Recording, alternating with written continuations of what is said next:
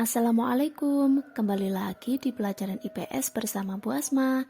Hari ini kita akan belajar tentang diferensiasi dan stratifikasi sosial. Capaian pembelajarannya ada dua, elemen pemahaman konsep dan elemen keterampilan proses sebagai berikut. Tujuan pembelajaran pada materi diferensiasi dan stratifikasi sosial ada tiga. Yang pertama, melalui media pembelajaran video materi, peserta didik dapat menjelaskan pengertian diferensiasi dan stratifikasi sosial dengan tepat. Kedua, melalui media pembelajaran video materi, peserta didik dapat mengidentifikasi macam-macam diferensiasi dan stratifikasi sosial dengan tepat. Dan yang ketiga, melalui model pembelajaran Make Match dan pemanfaatan media pembelajaran learningapps.org, peserta didik dapat menganalisis diferensiasi dan stratifikasi sosial pada masyarakat dengan tepat. Oke, kita langsung ke pembahasan materi ya. Jadi hari ini kita akan belajar tentang diferensiasi atau pembedaan sosial dan stratifikasi atau pelapisan sosial. Yang pertama ada diferensiasi sosial. Secara bahasa, diferensiasi itu berasal dari bahasa Inggris, difference, yang artinya berbeda. Nah, kalau bahasa Indonesianya itu diferensiasi, yaitu pembedaan. Jadi, diferensiasi sosial adalah pembedaan individu secara horizontal atau sejajar. Jadi, tidak ada tingkatan ya. Nah, dasar dari diferensiasi sosial adalah suku, ras, jenis kelamin, agama, dan profesi. Jadi diingat-ingat ya, kalau diferensiasi itu sejajar, horizontal. Jadi lurus, garisnya itu lurus, oke? Selanjutnya, stratifikasi sosial. Stratifikasi atau pelapisan sosial adalah pengelompokan anggota masyarakat dengan cara bertingkat maupun vertikal yang memicu munculnya hierarki dan kelas-kelas sosial di masyarakat. Nah, kalau yang stratifikasi sosial ini bertingkat ya, atau vertikal. Kalau vertikal itu berarti ke atas garisnya. Sedangkan kalau yang diferensiasi tadi itu horizontal, lurus. Nah, kalau yang vertikal ini berarti ada posisi yang paling atas, kemudian semakin ke bawah, dan ada yang paling bawah. Atau ada tingkatannya. Nah, selanjutnya ada macam-macam diferensiasi sosial. Diferensiasi sosial ini ada tiga. Yang pertama, diferensiasi sosial atas etnis atau suku bangsa. Jadi, pembedaan sosialnya itu berdasarkan etnis atau suku bangsa. Nah, bisa dilihat di gambar ya. Nah, di Indonesia itu kan ada banyak sekali suku bangsa. Ada suku Jawa, Madura, suku Betawi, suku Sunda, suku Dani, suku Asmat, suku Bali, dan lain sebagainya. Nah, tetapi walaupun di Indonesia itu ada banyak sekali suku, tapi Indonesia itu tetap satu dan berdiri atas semboyan Bhinneka Tunggal Ika, yaitu berbeda-beda tetapi tetap satu jua. Macam yang kedua yaitu diferensiasi sosial atas agama atau pembedaan sosial berdasarkan agama. Masih ingat ya, diferensiasi sosial tadi adalah pembedaan individu secara horizontal atau sejajar. Jadi, walaupun di Indonesia itu ada bermacam-macam agama, tapi kedudukannya itu sama. Tidak ada agama yang lebih tinggi ataupun agama yang lebih rendah. Tidak. Jadi, semua agama kedudukannya sama. Nah, bisa dilihat di gambar, di Indonesia ada 6 agama. Coba sebutkan apa aja. Nah, yang pertama ada Islam, kemudian Kristen, Katolik, Hindu, Buddha, dan Konghucu. Nah, 6 agama itu semuanya diakui oleh pemerintah, jadi kedudukannya sama. Macam yang ketiga yaitu diferensiasi sosial atas gender. Ada laki-laki dan ada perempuan. Walaupun laki-laki dan perempuan itu berbeda, tetapi keduanya mempunyai peran dan tanggung jawab yang sama. Misalkan nih, kalian kan ada jadwal piket kan ya. Nah, di setiap anggota piket itu pasti ada laki-laki dan perempuan. Tetapi semuanya juga punya kewajiban untuk membersihkan kelas. Tidak hanya laki-laki maupun tidak hanya perempuan, tetapi semuanya bekerja sama untuk membersihkan kelas.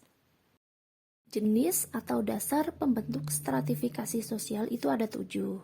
Nah, yang pertama ada kelahiran, pendidikan, status sosial, kekayaan, kekuasaan, kehormatan, dan gaya hidup. Nanti akan kita bahas satu-satu.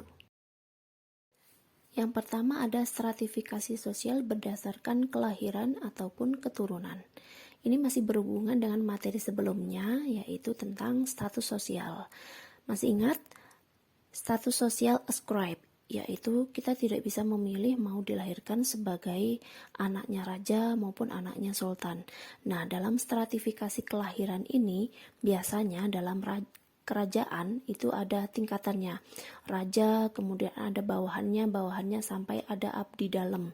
Nah, kemudian yang kedua ada stratifikasi sosial berdasarkan pendidikan.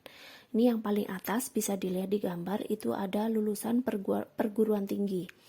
Ada S1, S2, S3. Kemudian yang bawahnya ada lulusan SMA, lulusan SMP, kemudian yang paling bawah itu ada TK, SD maupun tidak berpendidikan.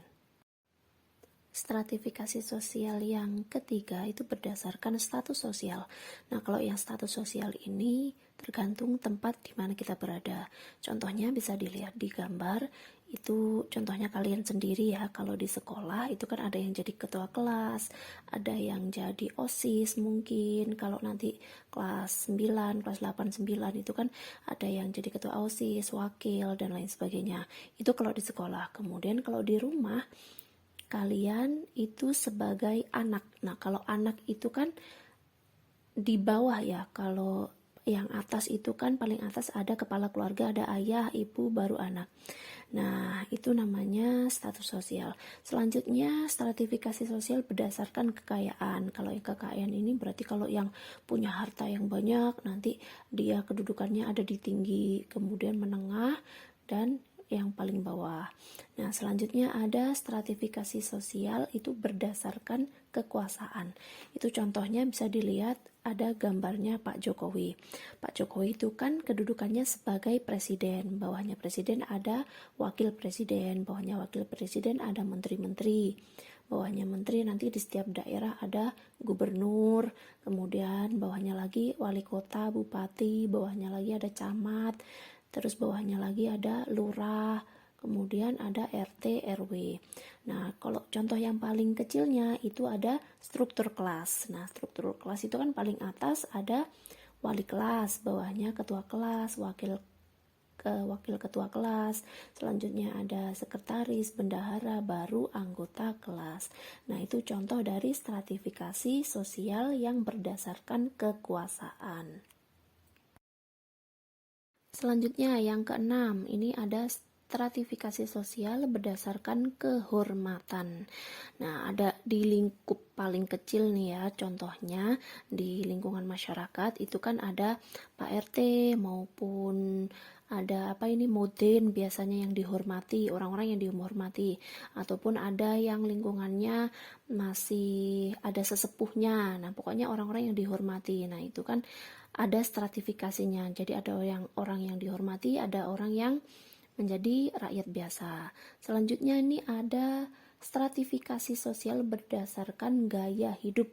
Nah, ini kalau zaman sekarang ini ya sudah marak ya. Jadi gaya hidupnya kan sekarang sudah tinggi.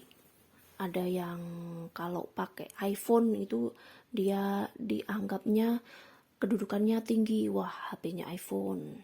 Terus kalau yang pakainya Android itu biasa. Nah, itu berdasarkan gaya hidup. Ada juga kalau artis ini kalau pakai perhiasan maupun pakai tas-tas branded itu kedudukannya dia tinggi daripada artis-artis yang tidak memakai branded gitu. Oke, selanjutnya ada sifat stratifikasi sosial. Sifat stratifikasi sosial ini ada 3. Yang pertama, stratifikasi sosial terbuka, stratifikasi sosial tertutup, dan stratifikasi sosial campuran. Kalau yang terbuka itu bersifat dinamis, jadi individu itu dapat berpindah ke lapisan atas maupun ke lapisan bawah. Ini masih ada hubungannya dengan materi yang sebelumnya, yaitu achieve status. Masih ingat? Nah, kalau yang terbuka ini, individu atau siapapun itu bisa naik ke tingkatan atau level yang atas. Nah, ini contohnya bisa dilihat gambarnya ada Pak Jokowi.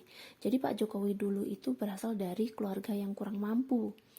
Tapi karena beliau itu dia rajin belajar sampai S1, kemudian mengembangkan usaha, jatuh bangun, pokoknya beliau itu belajar terus hingga akhirnya beliau dipercaya menjadi wali kota, kemudian dipercayai lagi untuk menjadi presiden. Nah, ini salah satu contoh dari stratifikasi sosial terbuka. Kalian juga bisa, walaupun kalian berasal dari keluarga yang kurang mampu, tetapi jika kalian belajar dengan giat, sampai akhirnya kalian mendapatkan pekerjaan yang layak, kalian bisa membawa orang tua kalian ke status yang lebih tinggi. Kalian bisa membanggakan orang tua kalian. Selanjutnya yang kedua ada stratifikasi sosial tertutup. Nah, kalau yang tertutup ini bersifat kaku. Status sosial anggotanya diperoleh berdasarkan kelahiran. Contohnya bisa dilihat di gambar tuh. Ada kasta. Nah, ini yang masih berlaku ini di India. Kalau kasta ini adalah kasta agama Hindu. Ini ada kasta Brahmana, Ksatria, Waisya, sama Sudra. Ketika kita lahir dengan daerah yang masih mempercayai dengan kasta-kasta ini, kita tidak bisa berpindah. Misal kalian lahir dari orang tua kasta Sudra, kalian tidak bisa naik ke Waisya maupun naik ke Satria, apalagi naik ke Brahmana.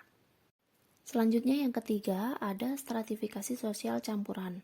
Nah, kalau yang campuran ini perpaduan dari stratifikasi sosial terbuka dan tertutup. Anggota stratifikasi sosial tertutup itu dapat berpindah ke stratifikasi sosial terbuka. Nah, contohnya itu, ini bisa dilihat di gambar, itu ada di Takarang. Jadi di Takarang itu dia lahir di Bali. Dia adalah keturunan kasta Ksatria, jadi termasuk yang tinggi ya, makanya namanya itu ada anak agung ayu gitu ya. Nah, tetapi kemudian dia pindah ke Yogyakarta dan besar sampai sekolah di Yogyakarta. Ketika di Bali, kastanya kan tinggi, dia termasuk tingkatannya yang tinggi. Tetapi ketika di Yogyakarta, dia menjadi rakyat biasa. Karena, kenapa? Karena di Jogja tidak menganut kasta-kasta yang ada di Bali. Sedangkan kalau di Bali kan masih kental ya kasta-kastanya. Tapi kalau di Yogyakarta itu tidak. Jadi itu salah satu contoh stratifikasi sosial campuran. Selanjutnya ada fungsi stratifikasi sosial. Salah satunya dalam bidang pendidikan, yaitu sebagai berikut. Selain ada fungsinya, ini juga ada dampak dari stratifikasi sosial. Pemahaman bermakna yang dapat kita ambil dari materi diferensiasi dan stratifikasi sosial kali ini, yaitu walaupun kita berbeda-beda dengan adanya pembedaan dan pelapisan sosial tersebut, tetapi tidak menjadikan alasan untuk kita membuat sebuah konflik. Justru dengan adanya pembedaan tersebut, kita bisa bersatu, karena hakikatnya kita semua adalah makhluk sosial yang tidak bisa hidup sendiri, dan kita tetap satu sebagai bangsa Indonesia dengan semboyan Bhinneka Tunggal Ika, yaitu berbeda-beda tetapi tetap satu jua. Sekian materi kita hari ini tentang diferensiasi dan stratifikasi sosial. See you on the next meeting.